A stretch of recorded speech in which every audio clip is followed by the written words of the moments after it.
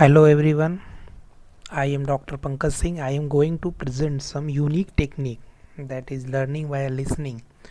So let's start. This is a BSc second semester physics course. I start with unit 1, zeroth and first law of thermodynamics. तो हम समझते हैं thermodynamics क्या है.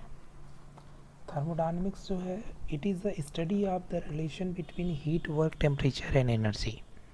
It means कि अगर कोई ऐसी स्टडी जो क्या है जो रिलेशन शो करे हीट वर्क और टेम्परेचर एनर्जी के बीच में, वो थर्मोडायनेमिक्स कहलाती है.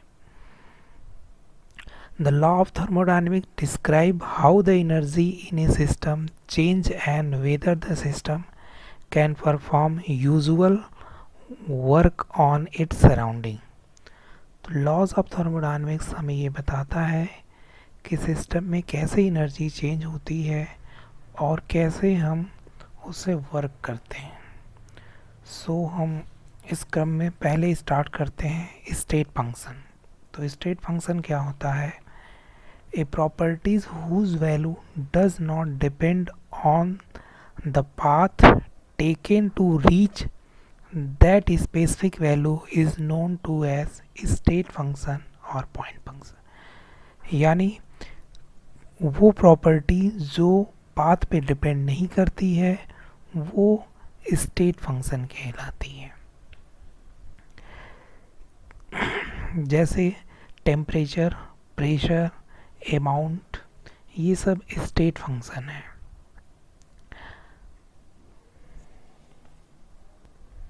स्टेट फंक्शन केवल जो है इनिशियल और फाइनल वैल्यू पर डिपेंड करते हैं. आइए कुछ और स्टेट फंक्शन को हम पढ़ लेते हैं. एंथैल्पी. एंथैल्पी क्या होता है? Enthalpy is a measurement of energy in thermodynamic relation. इसको हम जनरली एस से रिप्रेजेंट करते हैं. इसका फॉर्मूला होता है H is equal to U plus P V. It means कि enthalpy is the sum of internal energy and product of pressure and volume. Enthalpy जब भी मेजरमेंट की जाती है तो वो इनिशियल और फाइनल कंडीशन पे डिपेंड करती है. इसीलिए एंथैल्पी क्या है? स्टेट फंक्शन है. Now next example is pressure. Pressure क्या होता है? Pressure is the measurement of average force exerted by constitution molecule per unit area. Pressure भी जो है पाथ पर डिपेंड नहीं करता है, ये इनिशियल और फाइनल कंडीशन पे डिपेंड करता है. इसलिए प्रेशर भी क्या है? एक स्टेट फंक्शन है ना. अगला है टेम्परेचर. टेम्परेचर भी जो है स्टेट फंक्शन है. ये मेज़र करता है average kinetic energy of atoms या फिर molecule in the system. Now next one is volume. Volume is also a state function. So volume generally क्या होता है? Amount of physical space occupied by a substance and it will not be depend on the path followed. So it is a state function. Mass. Mass भी हमारा state function है. Mass क्या है? Measure of amount of matter in an object in known as mass. Now next one is internal energy. Internal energy भी हमारा state function है. Internal energy क्या होता है? ये देता है हमें sum of all kind of energy associated with molecular motion. Internal energy of ideal gas is a function of temperature only, and internal energy of real gas is a function of temperature, pressure and volume. As seen, internal energy depends on pressure, temperature, volume, which are state function. That's why internal energy is also a state function. Now next one is Gibbs free energy. Gibbs free energy in the enthalpy of the system at the point minus to the product of temperature and entropy of the system. It means Z is equal to H minus Ts. So here H and T are also a state function. So Gibbs free energy is a state function. Now next is entropy. Entropy is the measure of imbalance in the system and totally independent of the path through which the system has achieved that state. So entropy is depends on initial and final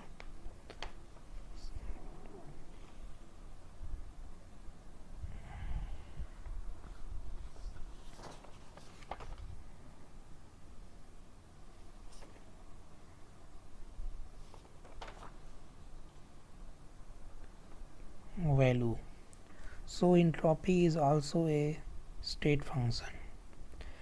now अब हम आगे पढ़ते हैं कुछ terminology जो thermodynamics में use होंगे. पहला टर्मोलॉजी है थर्मोडायनेमिक सिस्टम. थर्मोडायनेमिक सिस्टम किसे कहते हैं? तो N assembly of a large number of property having a certain value of pressure, volume and temperature is called thermodynamic system. यानी कि अगर हम लार्ज नंबर ऑफ पार्टिकल को लेते हैं जो कुछ प्रेशर हो, जिसका कुछ प्रेशर हो या वॉल्यूम और टेम्परेचर हो, तो ये हमारा सिस्टम जो है थर्मोडायनेमिक्स कहलाता है. Now next terminology is surrounding. Surrounding क्या है? Everything outside the system which can have a direct effect on the system is called it surrounding. यानी कि जो आउटसाइड सिस्टम के चारों तरफ जो भी चीज़ है वो हमारे अगर सिस्टम को इफेक्टेड करता है तो वो क्या है? सराउंडिंग कहलाती है. Next thermodynamics variable.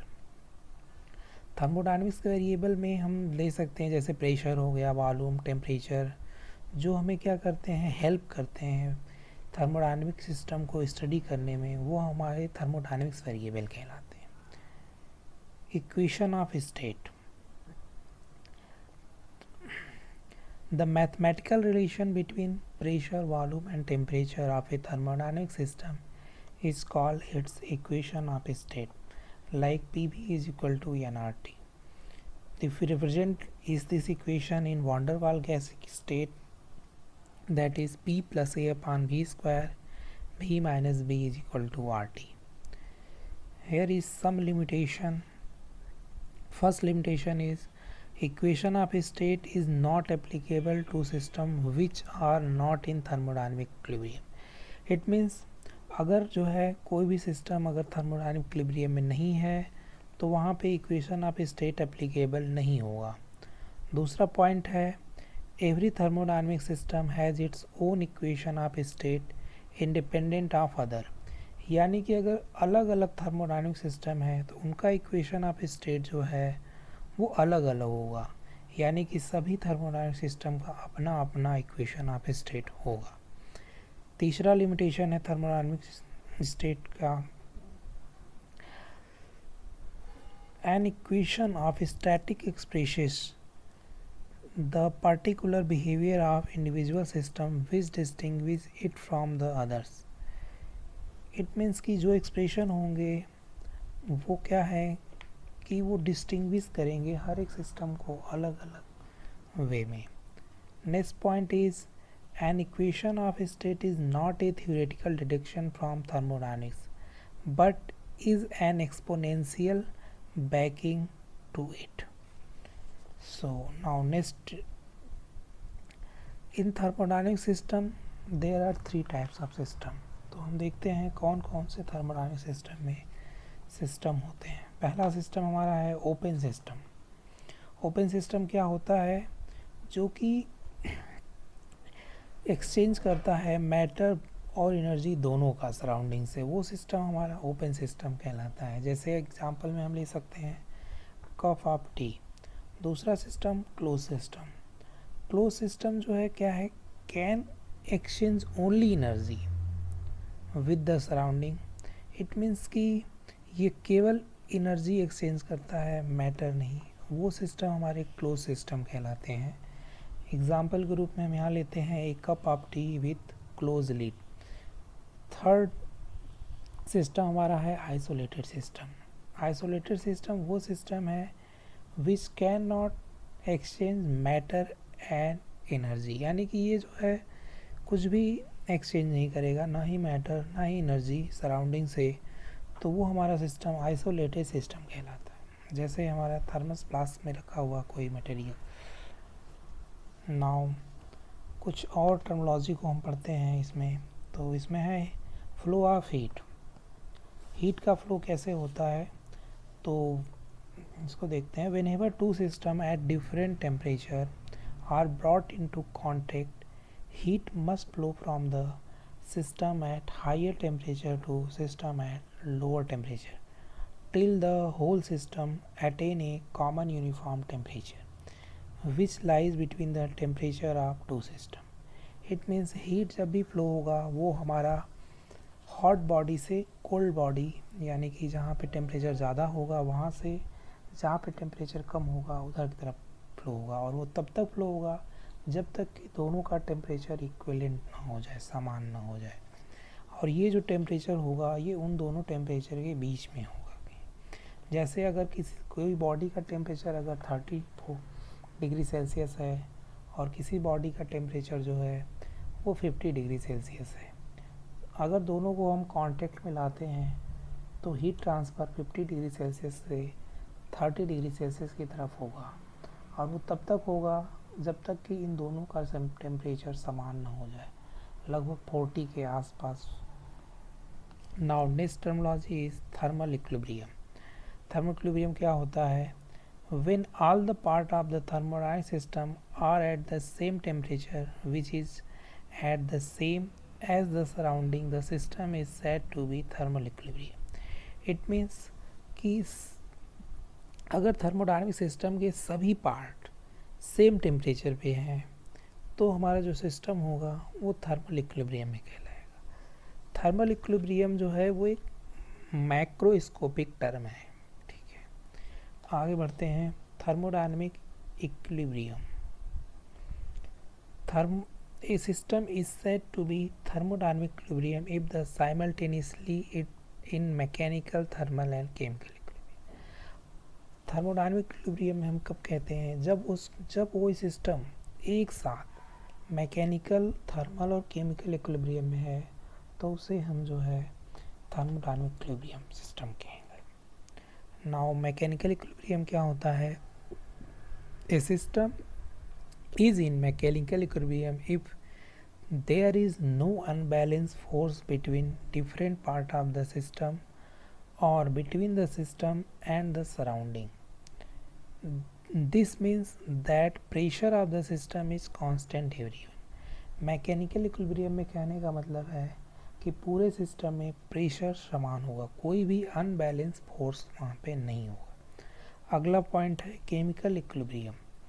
Chemical equilibrium क्या होता है? A system is in chemical equilibrium if the composition of the system is the same everywhere. अगर सैंपल में जो है, सिस्टम में जो है कंपोजिशन जो है वो हर जगह समान है तो वो हमारा सिस्टम जो है केमिकल इक्विलिब्रियम में कहलाएगा। अब हम पढ़ते हैं zeroth law of thermodynamics. Zeroth law of thermodynamics का स्टेटमेंट क्या कहता है कि if two system are separately in thermal equilibrium with a third system then there are also in thermal equilibrium with one another. यानी कि अगर दो system जो है एक दूसरे के सापेक्ष में थर्मल इक्विलिब्रियम में है,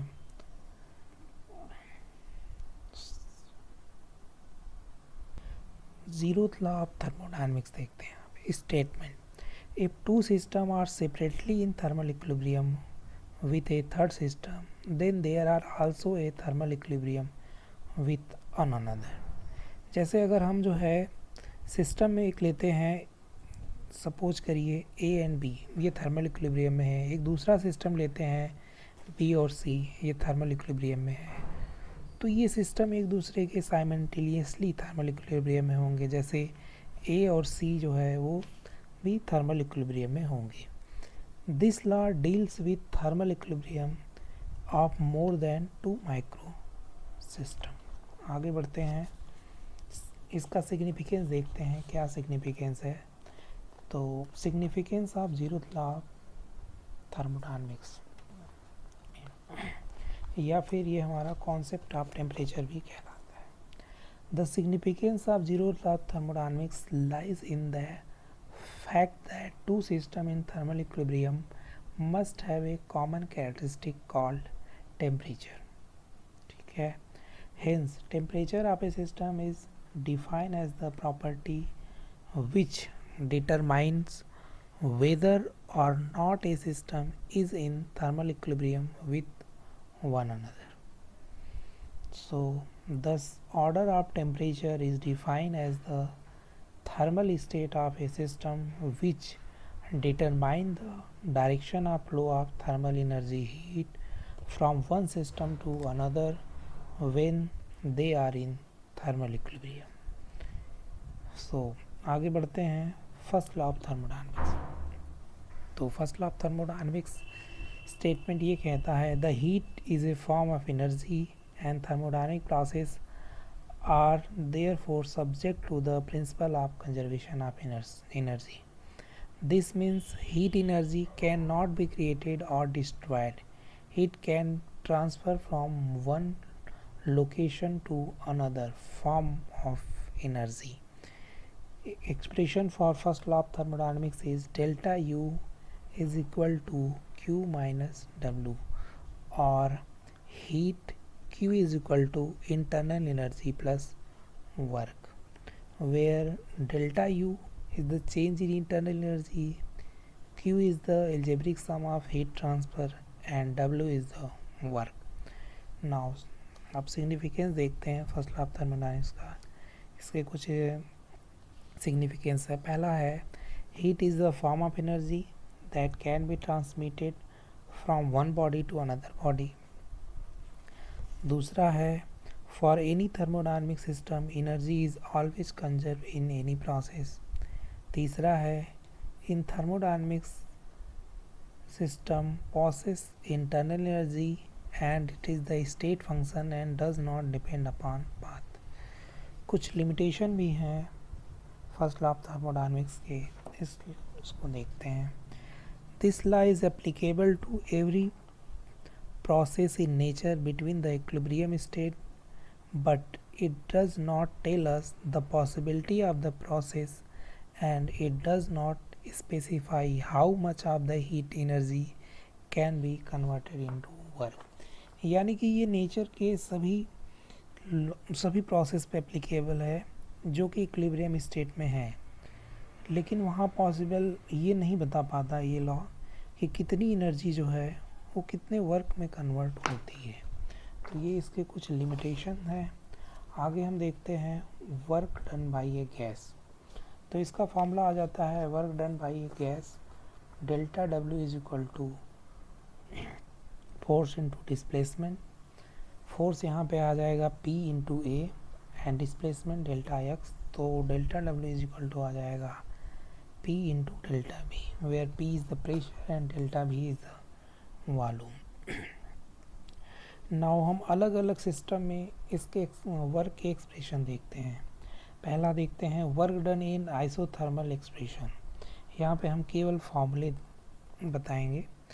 तो आइसोथर्मल में जहाँ पे टेम्परेचर कांस्टेंट रहता है वहाँ पे वर्क डन होता है W is equal to nRT log P initial upon P final. अगर हम इसको वॉल्यूम के टर्म एक्सप्रेस करते हैं तो W इज इक्वल टू हो जाता है nRT log V final upon V initial. Now next work done in adiabatic expansion. Adiabatic expansion means no heat transfer from in और आउट. यहाँ पे वर्क डन का फॉर्मूला है W is equal to nR upon gamma minus 1 into temperature initial minus temperature final. Now next one work done in isobaric process. Isobaric process means where pressure is constant. W is equal to P V final minus V initial. Now next one is work done in isochoric process. In isochoric process where volume is constant, So if volume is constant, then automatically work done is 0. Now अब हम कुछ application देखते हैं. Application of first law of thermodynamics in various process. पहला है cyclic process.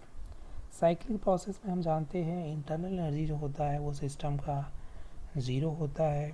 So first law of thermodynamics के according delta U is equal to Q minus W. Here delta U is 0, hence Q is equal to W. So in any closed process or any closed system, cyclic integral of heat is equal to the cyclic integral of work. यानी कि cyclic process में जो है heat energy जो है वो work के बराबर होती है. दूसरा हमारा है एप्लीकेशन इसमें आइसोबारिक प्रोसेस में, जहाँ पे प्रेशर कांस्टेंट होता है. तो ए प्रेशर इन विच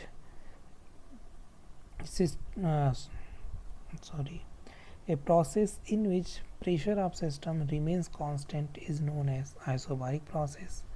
जैसे कि यहाँ पे boiling of water to steam, freezing of water to ice. Next application है इसका आइसोकोरिक प्रोसेस में, जहाँ पे वॉल्यूम कांस्टेंट रहता है. तो वॉल्यूम कांस्टेंट मीन्स वहाँ पे जो है वर्क डन 0 हो जाएगा. इट मीन्स इंटरनल एनर्जी जो है हीट के बराबर हो जाएगी इस प्रोसेस में. Now next application is in adiabatic process.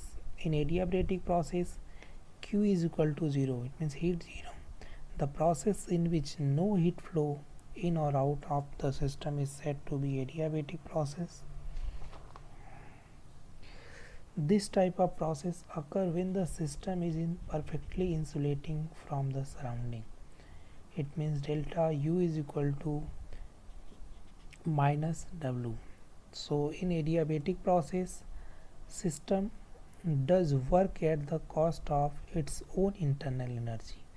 जैसे एग्जांपल में हम ले सकते हैं इसमें bicycle pump become hot when the air is in compress into the cycle tube. दूसरा एग्जांपल है when A motor car tube burst, then the sudden expansion of its air into the atmosphere is adiabatic and the tire is cooled. Now next application आपका इसमें है free expansion में. So in free expansion the system expand and no heat enter or leaves the system, and also no work is done by or on the system. Then the system is known to be free expansion. तो इस case में हमारा जो है heat भी 0 होगा, W भी 0 होगा, यानी वर्क भी 0 होगा. तो यानी कि फर्स्ट लॉ के according delta U is equal to 0 मिलेगा. डेल्टा U है change in internal energy, U initial minus U final. तो यहाँ पे हमारा U इनिशियल जो है U फाइनल के बराबर होगा. तो that means in free expansion initial and final internal energy are equal. Okay, आगे हम पढ़ते हैं हीट कैपेसिटी को. तो इसमें देखते हैं मोलर हीट कैपेसिटी. तो molar heat capacity of any substance is defined as the amount of heat energy required to change the temperature of 1 mole of that substance by 1 unit. It means कि अगर हम किसी भी substance की 1 मोल substance का 1 degree temperature बढ़ाने पे जो हमें एनर्जी मिलेगी, ठीक है, रिक्वायर होगी, वो हमारा जो है हीट कैपेसिटी कहलाएगी. सो नाउ आगे बढ़ते हैं.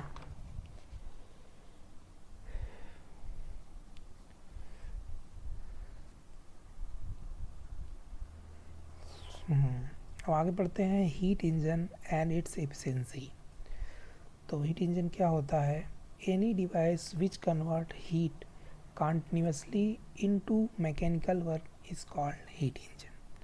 यानी कोई भी डिवाइस जो लगातार हीट को मैकेनिकल वर्क में कन्वर्ट कर रही है वो हीट इंजन कहलाएगी. हीट इंजन 3 पार्ट कंसिस्ट करता है. पहला ए हॉट बॉडी, जिसको हम सोर्स कहते हैं, दूसरा ए वर्किंग सब्सटेंस, तीसरा एक कोल्ड बॉडी जिसको हम सिंक कहते हैं।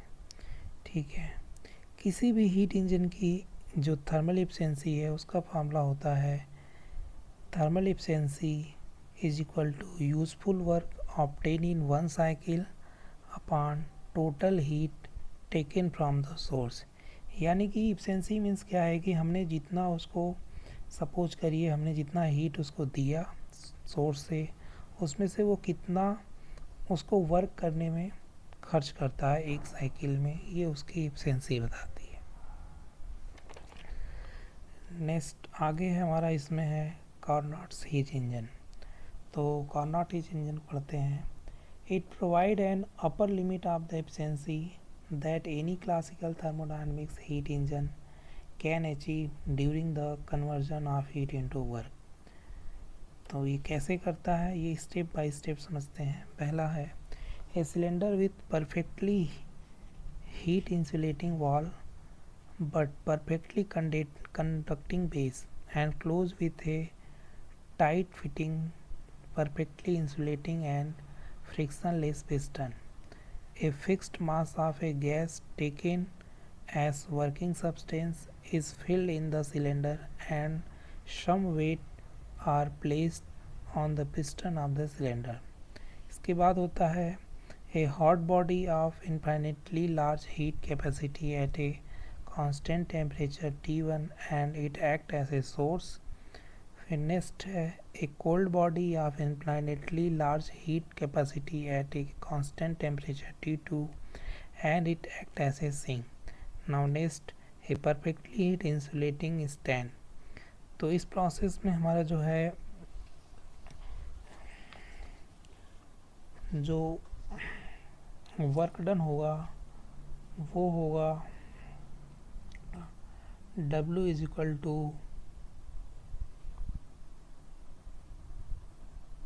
R in bracket T1 minus T2 log VB upon VA।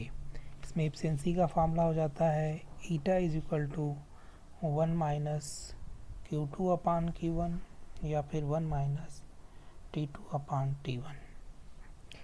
देखते हैं कुछ कैरेक्टरिस्टिक ऑफ कार्नोट इंजन। पहला है the efficiency of Carnot heat engine depends upon the temperature of heat source and the heat sink. दूसरा है the efficiency is independent of nature of the working substance. तीसरा point है the reversible engine working between the two same temperature have the same efficiency. चौथा है अगर हमारा T1 greater है T1 minus T2 से, so the efficiency of Carnot engine is always less than 1। Carnot theorem पढ़ते हैं। Carnot theorem में दो स्टेटमेंट है। पहला स्टेटमेंट है no engine can be more efficient than a perfectly reversible engine working between the two same temperature. दूसरा है the efficiency of all reversible engine working between two same temperature is same whatever the working substance। आगे आ जाता है refrigerator. तो Carnot cycle is perfectly reversible. Refrigerator में क्या है कि जो कार्नोट साइकिल का है वो पूरा रिवर्सिबल है, वो सिस्टम हमारा रिवर्स रेफ्रिजरेटर कहलाता है। if can work as a heat engine and it can also act as a refrigerator.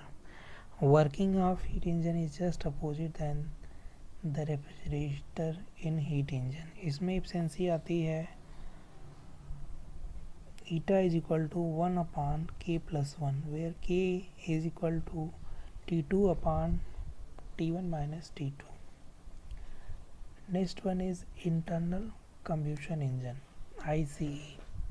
An internal combustion engine is a heat engine in which the combustion of fuel occur with an oxidizer in a combustion chamber that is an integral part of working fluid amount। तो ये था unit 1। Thank you.